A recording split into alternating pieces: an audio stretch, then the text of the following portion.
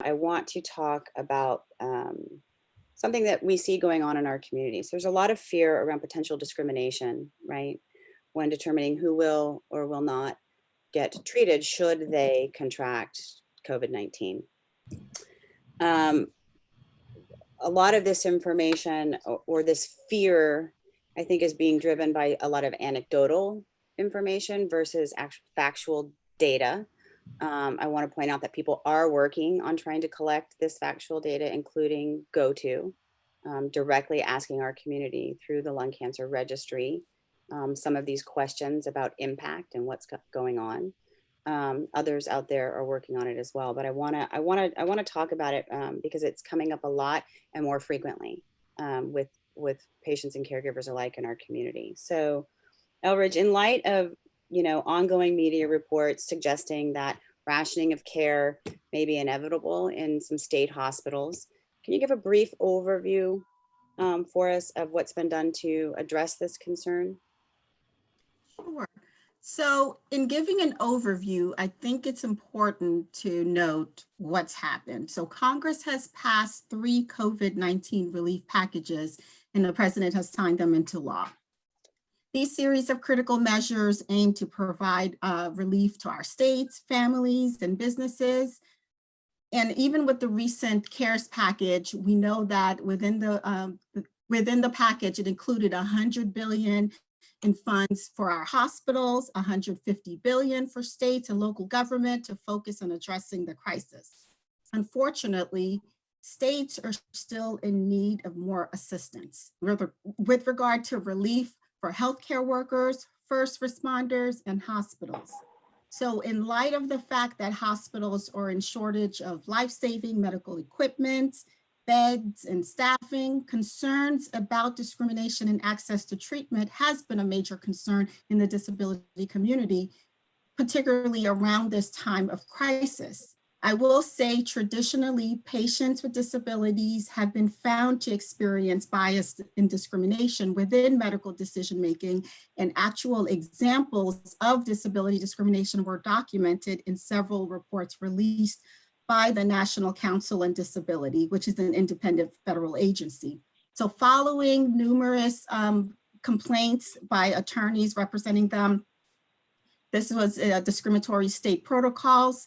And in addition, we saw a bicameral and bipartisan congressional task force with members from various states working together to send a letter to the Department of Health and Human Services, urging the agency to provide guidance to states regarding non-discrimination in the COVID-19 emergency. I will say that most recently, in response, on March 28th, the Office for Civil Rights at the Department of Health and Human Services issued a bulletin entitled Civil Rights, HIPAA, and the Coronavirus Disease 2019, simply to provide guidance to all federally funded entities concerning their obligations under the existing laws and regulations that prohibit discrimination. And it goes to say the basis includes race, color, your national origin, disability, age, sex, including health services as prescribed under the Americans with Disabilities Act, the Rehabilitation Act, the Age Discrimination Act, and certainly the section of the Affordable Care Act. A copy of the guidance that was issued by Health and Human Services certainly can be found on their website, but it's also posted on GoTo's website under our COVID-19 webpage resources. To date, it's my understanding that healthcare providers have been instructed to delay non-essential care during this crisis in order to treat and save the lives of those impacted directly by COVID. And in doing so, it's very important to recognize that hospitals and doctors are taking the precautions to adhere to the federal guidelines to treat everyone to the best of their abilities. But that lays out the overview in terms of what has happened thus far and what brings us to this point. Just like in other areas, I think we're working hard in this area in order to protect our patient population. And were it so cut and dry as just having these federal guidelines in place, the issue would be, I think, a little bit easier to resolve. But I think in particular in hot spots of this country, and other countries where this resource and supply and demand, issue kind of comes into place, you know, it sometimes it's not a question of a discriminatory decision, right? It's literally a resource decision. And I think it's Yeah, really supply important. and demand. Which Mhm. I think points back to what we were talking about at the beginning of this conversation, around this social distancing and why it's so important to not put that stress and burden on our healthcare system. Thank you for sharing that. Rich, can you talk a little bit about, is there a role for the lung cancer community to be able to come back and help support some of these efforts by GoTo and others? Absolutely. And just to piggyback off of what you just last said, I just think the mere fact that our healthcare providers are put in this position of having to ration care is devastating. And so as we think about this, the very first thing that GoTo has done in response is, and I'd like to share this as encouragement, is that we joined a campaign to thank healthcare workers and public servants for serving the American public during this ongoing crisis. Um, and then secondly, as examples in what can be done within the advocacy community, GoTo has joined a disability community in advocating for fair access to treatment to represent all communities. We signed on to what is referred to as a guiding principle for avoiding disability discrimination in treatment rationing. And we shared this document with others to raise awareness and support. The basis of the principles state that doctors and healthcare teams must refrain from employing assumptions or stereotypes about the worth or the quality of a person's life in making decisions about medical treatment. And so while it cautions them to avoid discriminatory acts, it also says that basically someone should not be, treatment should not be based on an individual's ability to respond to treatment. It is not about the person's diagnosis. It is not about the rationing of what you presume will be the outcome for that individual. The disabilities rights laws cover all health conditions so that a person who has a diagnosis of cancer cannot be the basis, even in part, for denying them any care or making decisions that they deserve a lower priority to receive treatment. On the third front, GoTo is calling upon state governors to enforce our message of anti-discrimination as states are developing their policies concerning how resources should be allocated in response to the ongoing spread of COVID-19. Lung cancer advocates can join us in adding pressure to their state governors and the administration to enforce these laws and assure that all are protected under rationing rules at this time. Just to give a few examples of what can be done and what we're doing. For example, individuals can add their voices by reporting any biases that they're experiencing directly. GoTo has posted a Know Your Rights fact sheet, which informs individuals about their civil rights, and it provides instructions on how to file a complaint. Also on our website, you as an individual can emphasize the critical issue of access by contacting your members of Congress, just with the click of your mouse through our Action Center. We provide a form letter in the action alert entitled Advocate for Fair Access to Treatment During COVID Crisis. And you can simply ask your members of Congress to immediately call your state governor and the Secretary of Health and Human Services to ensure that lung cancer patients are treated fairly and are provided with the appropriate treatment.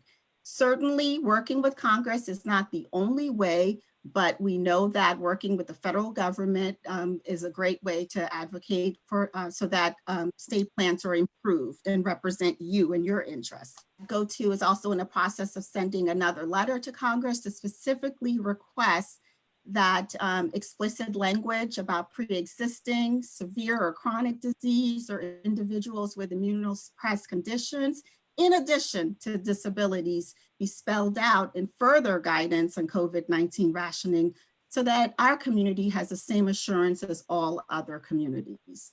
So there's always opportunities to weigh in, but it always starts with you, the individual, you, the patient, sharing your experiences and letting your representatives know how best they can represent your interests and your needs. And I would just conclude by letting the community know that we're here for them, and we're going to continue to advocate on behalf of the lung cancer community and working in collaboration with our partners to protect all human life from discrimination. You know, when we've got folks out in our community, you know, asking what they can do to help, I think this is a really important piece of it. And we're all at home. And if you have access to a computer and or even a telephone, I'm assuming maybe you can phone in some of these things as well. Now's time to do it. We've all got time. Everybody in our house has time to do it separately. I just wanted to echo what Edward said, and thank you so much. And Longevity has been doing some very similar efforts, supporting both federal and state level endeavors to make sure that there is no discrimination. But I wanted to take this opportunity to give a shout out to all our healthcare providers. When we've talked to them, and we've talked to oncologists, we've talked to surgeons, we've talked to ER doctors, we've talked to infectious disease specialists, all our HCP community, they have the backs of our patients. None of them want to be taking these difficult decisions, and they are all trying as hard as possible to make sure that we do not have to make these difficult decisions if something goes wrong. So I just want to make sure that we all thank our healthcare provider community, because they are really out there looking out for the lung cancer community, really looking out for us and making sure that they keep us safe and protected in this really crazy time. Elridge and I have been talking quite a bit over the last few days, in particular as when it comes to our healthcare providers, and you know, what sort of, from a government, you know, a fair sort of perspective, what might we be doing to help them, right? So that we can ensure down the road. I mean, right now we're kind of in a it is what it is situation, and we're backpedaling our way through this, right? But how do we set policies in place so that would there be something like this in the future, our healthcare system is prepared for it, so that our professionals aren't having to make these decisions. So I think that's another point that's really important. So thank you. And I was just going to add that as part of our kind of advocacy group effort this weekend, we had some conversations with LungCan on the issue of triaging, you know, care for lung cancer patients. And I reached out to one of my former contacts at Emory University, who's a leading bioethicist, and he's currently serving as president of the Association for Bioethics Directors. And you know, this is something that they are well aware of, and they're actually in the midst of collecting these different policies from around the country and, you know, preparing a publication and looking at how, I think going forward, we can have a better process in place. You know, some of this has been somewhat reactionary, you know, and that I think is maybe the unsettling part of it too, that we would like to think that there had already been a plan in place rather than flying by the seat of our pants, if you will.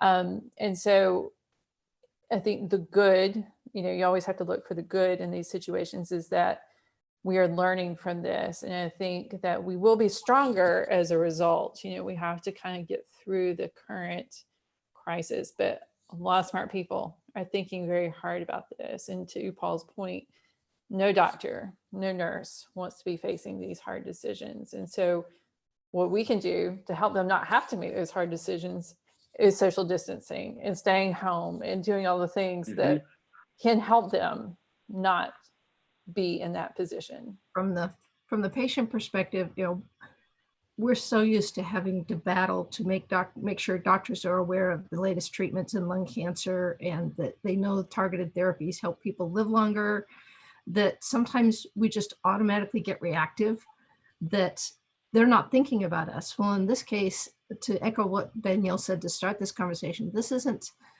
a decision that they're making because they don't think we're worth living, that our lives aren't worth saving.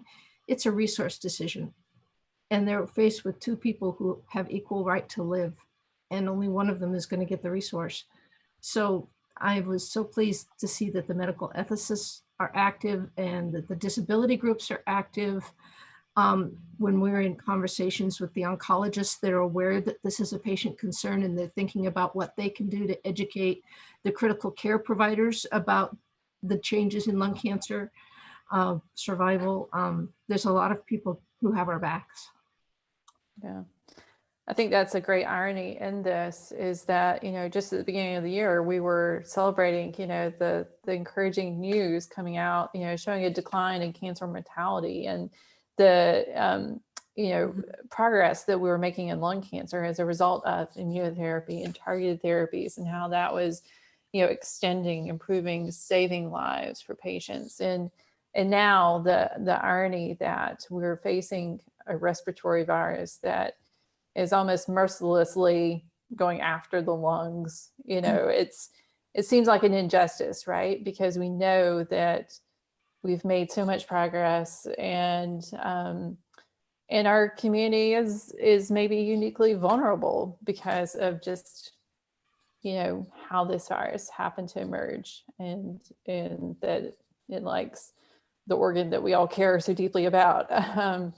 So yeah, it's a challenging time, and my concern is we don't want to lose that momentum for cancer research, and hopefully we can do what needs to be done right now to address COVID, but we want to maintain all that progress we've been making. So that's another piece that I think we'll talk about more in the future, but we want people to continue to advocate for sustained investments in research, not just lung cancer research, but all research, because we need all of it right now. And individual patients, if you are really concerned about how you might be impacted by this, talk to your doctor. Talk to them about your concerns. Talk to them about your health status and see what they can do to help you. One final encouraging thought. I was just going to share that recently I listened to the remarks given by Queen Elizabeth, and she said, "We will succeed, and the success will belong to all of us." So there certainly always has been a role for each of us to play in our own healthcare, certainly in the governing of our government and policies. And now if we all take on the fight to fight off this virus, we will all succeed together, and the success belongs, the credit goes to all of us.